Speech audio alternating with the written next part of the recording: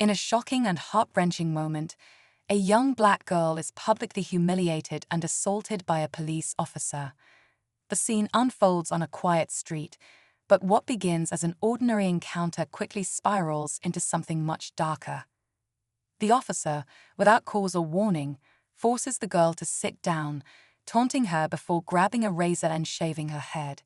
It's a moment that feels like a violation of both her dignity and humanity, leaving onlookers stunned and unsure of how to react. But just as things seem at their worst, something incredible happens. The girl's father, a passionate and determined lawyer, happens to be passing by. In an instant, he steps in, confronting the officer with a calm but undeniable force. His experience in the law fuels his determination to protect his daughter, and he's not about to let this injustice stand. What happens next? Does this father's legal expertise make a difference in the heat of the moment, or will the officer's actions go unchecked? Stick around, because what follows is a battle for justice that will leave you questioning everything you thought you knew about authority and the law. The girl, whose name is Aliyah, is only 16 years old, a quiet high school student with dreams of becoming a scientist. She was walking home from a friend's house, enjoying the late afternoon sun, when she was stopped by Officer Daniels, a cop known in the neighborhood for his harsh methods. Aliyah, a straighter student with no criminal history, couldn't have imagined that this routine interaction would escalate so quickly. She was confused, scared, but still tried to stay calm, not understanding why she was being targeted. Officer Daniels, however, seemed intent on making an example of her. He demanded she remove her hat, but Aliyah, self-conscious about her natural hair, hesitated. Her scalp was still healing from a recent burn treatment. It wasn't just a physical discomfort. It was a reminder of years of struggles to accept her identity in a world that often rejected her natural beauty. As the officer's taunts grew more hostile, Aliyah's hands trembled. She didn't know what was happening, but the humiliation was undeniable. By now, a crowd had gathered, most people unsure whether they should intervene. But then Aliyah's father, Marcus, appeared in the distance, having just left his office. A lawyer by profession, Marcus had spent his career fighting for justice, for civil rights, and against police brutality. He knew all too well the power dynamics at play, and he was not about to let his daughter become another statistic. But would his knowledge of the law be enough to stop an officer already so deep into his power trip? As Marcus rushed toward the scene, his mind raced. He could see Aliyah's frightened face, her body shaking as she sat on the curb. The crowd, though mostly silent, whispered amongst themselves, sensing the tension.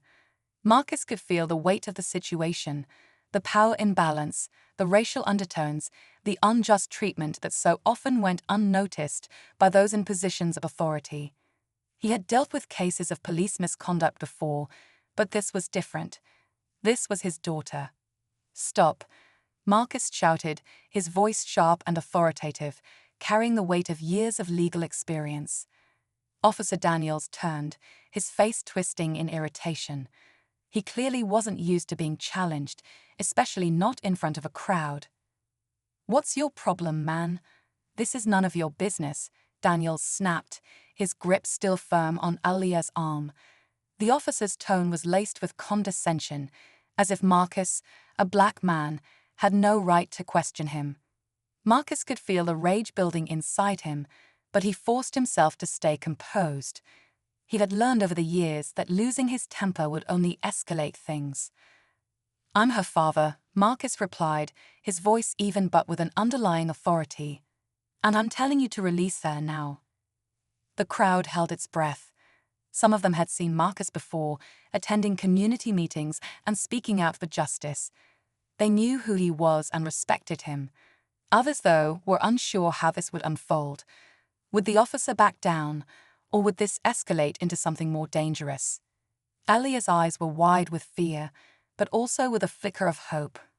She had never seen her father in action like this, standing up to authority with such force. She wanted to believe that he could protect her, but this wasn't just another helpless moment where people in power got away with hurting those who couldn't fight back. Officer Daniels, clearly rattled but still holding his ground, took a step closer to Marcus, his face flushed with anger. "You think you can just walk up here and tell me what to do?" he sneered, his hand still gripping Alia's arm tightly. "I'm in control here." Every second counted. Would Marcus be able to secure Alia's release without further violence? Or was this moment of calm the calm before the storm? The siren blared louder, and the crowd seemed to exhale in unison, hoping that help had finally arrived. But as the second officer stepped out of the squad car, something felt off. His eyes didn't meet Marcus's. He didn't even glance at Alia. Instead, his gaze was locked on Officer Daniels, and for a brief moment, the tension in the air shifted.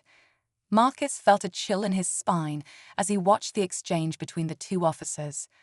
It was subtle, just a flicker of recognition, a silent nod, but it was enough to make Marcus pause. Then, the new officer did something that made his blood run cold. He reached into his belt and pulled out a small, inconspicuous device. At first, Marcus thought it was a body camera or something similar, but then the officer turned it on, revealing a blinking red light. The officer didn't say a word. Instead, he walked toward Daniels, who, in turn, loosened his grip on Alia's arm and nodded slightly. A chilling realization hit Marcus. It wasn't just a random backup, it was a setup. The two officers were in on something together. The device wasn't a body camera.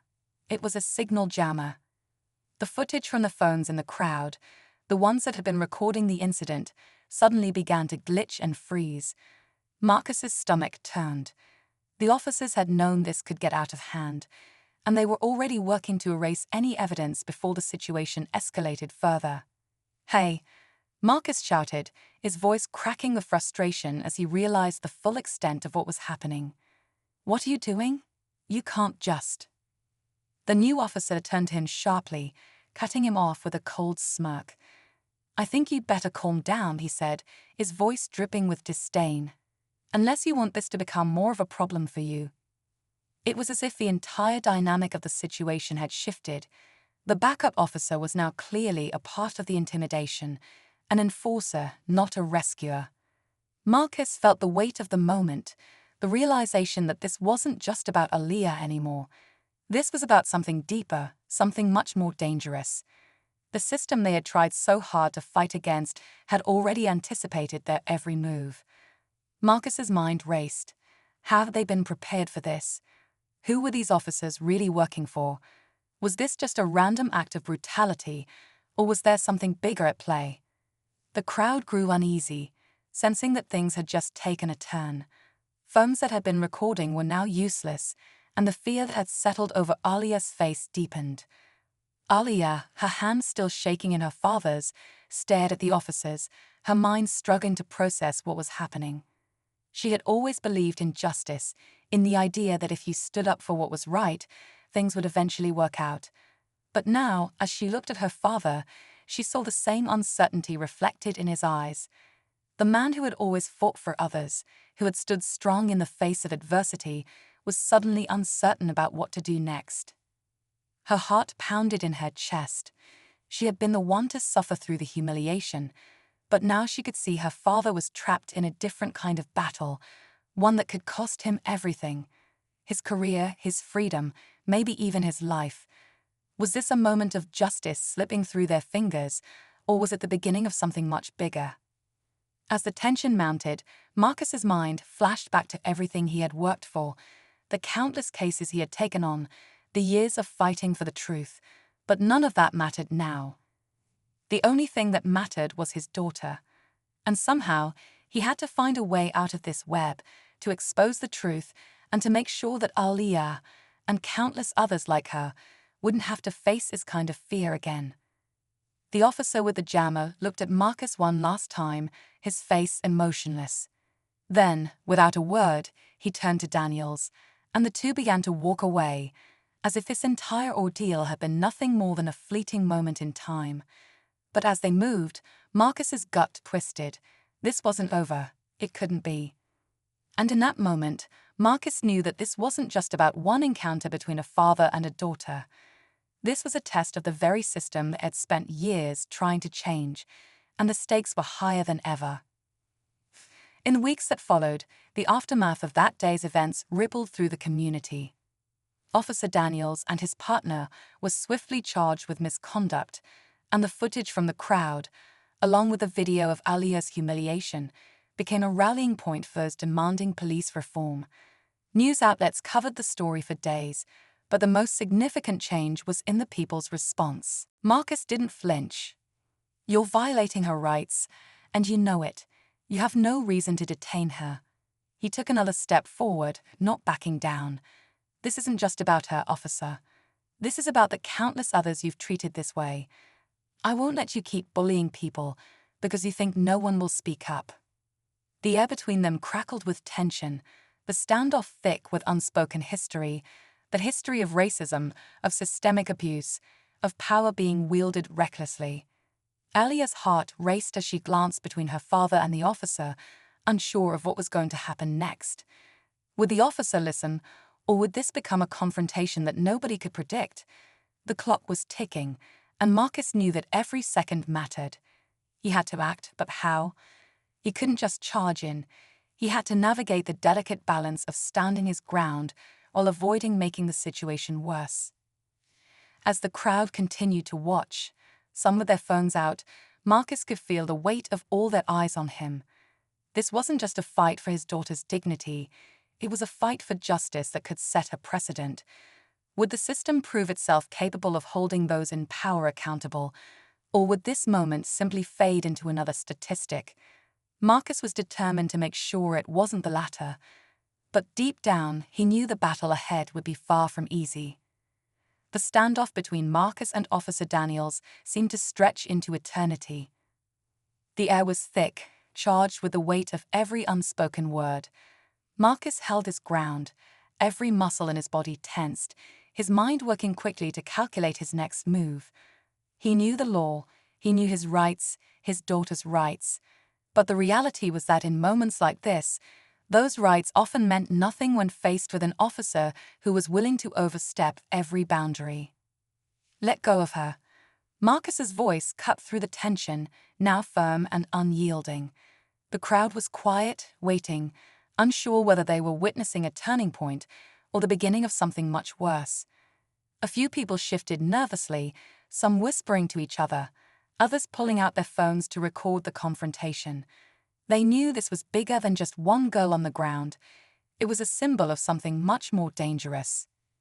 Alia, still sitting on the curb, could feel the tears threatening to spill, but she fought them back. She had seen her father stand up for others countless times, but this was different. This was her, his daughter, the girl he loved more than anything in the world. What if this time it wasn't enough? What if this time they didn't walk away unscathed?